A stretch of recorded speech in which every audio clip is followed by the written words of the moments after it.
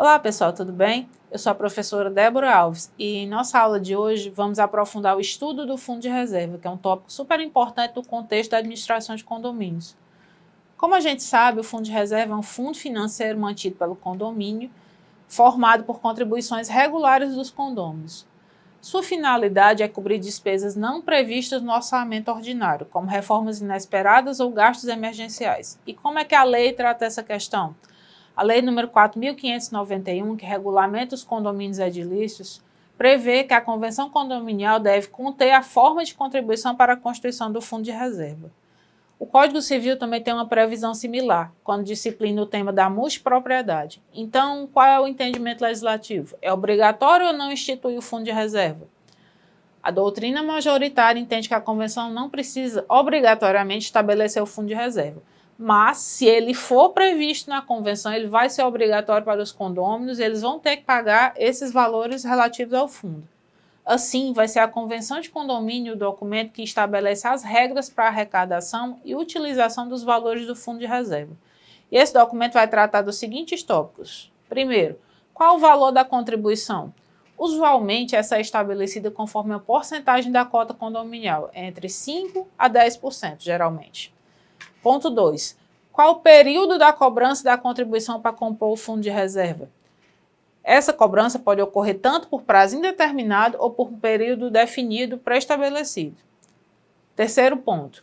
Como se dá a utilização do fundo de reserva? O valor arrecadado para o fundo de reserva vai ser utilizado normalmente, como a gente já comentou, para cobrir despesas extraordinárias de forma muito excepcional em caráter de urgência, as despesas ordinárias. Ponto 4. Como são estabelecidas as formas de rateio? A convenção deve deixar clara quais são as formas de cálculo do rateio do valor da contribuição. E o último ponto, como é que essa arrecadação do fundo de reserva é feita, professora?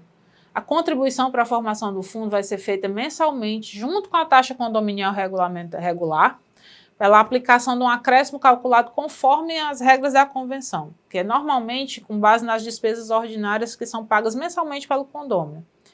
Quando a arrecadação atingir um valor estipulado na convenção, a Assembleia Condominial pode autorizar a suspensão da exigibilidade das contribuições ao fundo de reserva.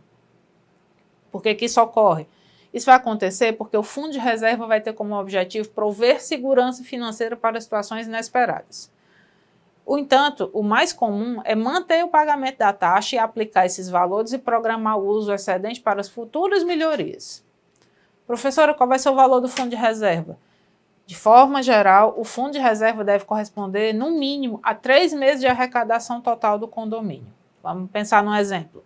Se o condomínio arrecada R$50 mil por mês, o fundo de reserva deve manter um saldo de cerca de R$150 mil em conta. O fundo de reserva é uma ferramenta muito importante para garantir a saúde financeira do condomínio e a capacidade dele de lidar com imprevistos.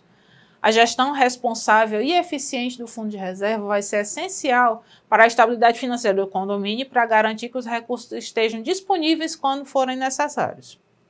A gente pode citar algumas boas práticas administrativas, como, por exemplo, privilegiar a transparência e a comunicação, mantendo os condôminos informados sobre o saldo e a utilização do fundo de reserva por meio da prestação de contas e relatórios financeiros regulares. Outro exemplo, garantir que o fundo de reserva seja utilizado exclusivamente para despesas imprevistas e necessidades urgentes, como reparos emergenciais, o que evita o uso inadequado do recurso. Terceira possibilidade, realizar revisões periódicas do valor do fundo de reserva para garantir que ele esteja alinhado com as necessidades do condomínio. Por fim, a gente precisa destacar que a má utilização do fundo de reserva pode trazer consequências para o condomínio e para o síndico, como a aplicação de sanções que vão estar previstas na convenção condominial e até mesmo a condenação penal por apropriação indébita. É importante lembrar que para punir o síndico por usar o fundo de reserva de maneira inadequada, normalmente são necessárias provas claras da má administração. Além disso, o processo da responsabilização vai seguir as regras da lei e da convenção do condomínio. É com essa observação que a gente conclui a nossa aula. O seu estudo, porém, não vai terminar aqui. Não deixe de aprofundar seus conhecimentos com a leitura do material de apoio. Até breve.